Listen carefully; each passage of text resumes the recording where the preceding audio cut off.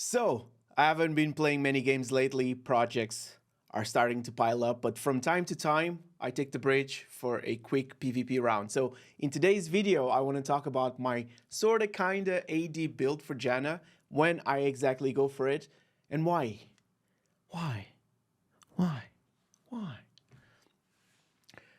So this is for Howling Abyss. It's not a meta build for ranked Summoner's Rift. I'm also playing at a very low elo here. So this mostly works because I'm absolute noob level. But if you want to just hear someone chat a wee bit about League, I thank you for being in here. So let's tango. So in case there's fog of war, Howling Abyss is this non-ranked game mode for League where a random character is assigned to each player to battle over a bridge. You can earn a limited number of champion rerolls or swap with other players, but sometimes you just have to stick with the one you've got. It's just the way it is. The champion pool is 168 deep, covering all different roles and playstyles. Mine in particular favors ranged with crowd control abilities.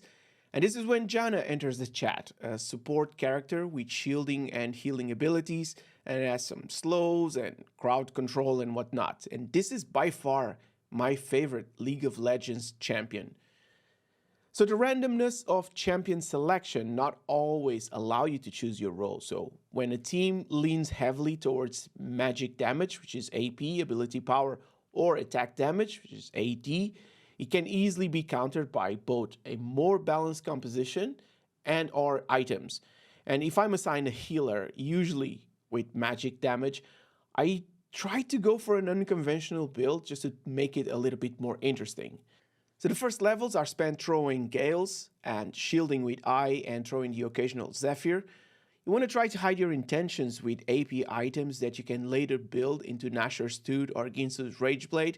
And in this particular game, I didn't do so. I was pretty much obvious going for tier and longswords. I wanted the mana sustain to cast shields, and I wanted to have the auto attacks help with the early game poke, you know. Now after Mana Moon, I went for Nashor's Tooth for that added ability power and attack speed, and you're going to follow that with Ginsu's Rageblade or Lord Dominic's Regards. It depends a little bit on the situation. Sometimes the other team, it's tank heavy, so you might want a little bit of extra damage there. I don't go for Blade of the Rune King or Bloodthirster since she has Moonsoon and I. So I go straight into Infinity Edge, and if the game gets long enough, I go for Kraken Slayer or Zhonya's Hourglass. Just depends if the other team has a dive heavy opposition.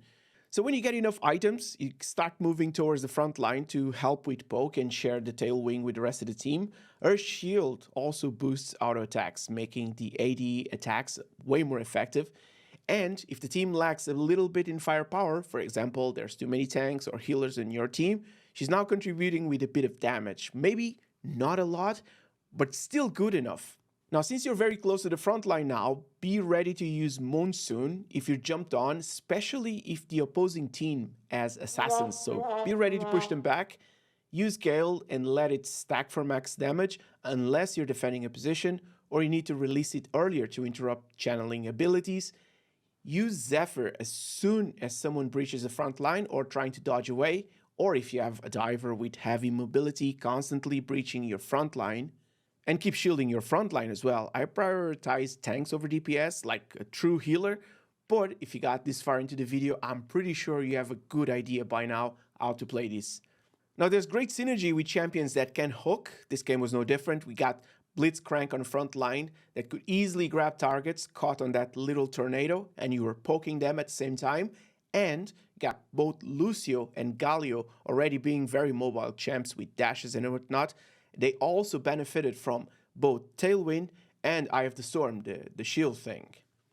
So if Flash is up, you can risk to follow a snowball and throw a Gale right in the middle of them. And then you're going to have to run away with Zephyr and Eye.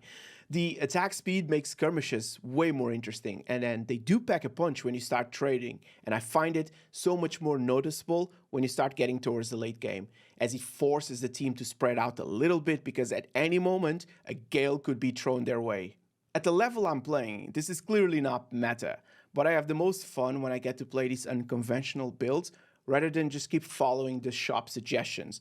I think the game becomes incredibly repetitive if you're always playing the same items.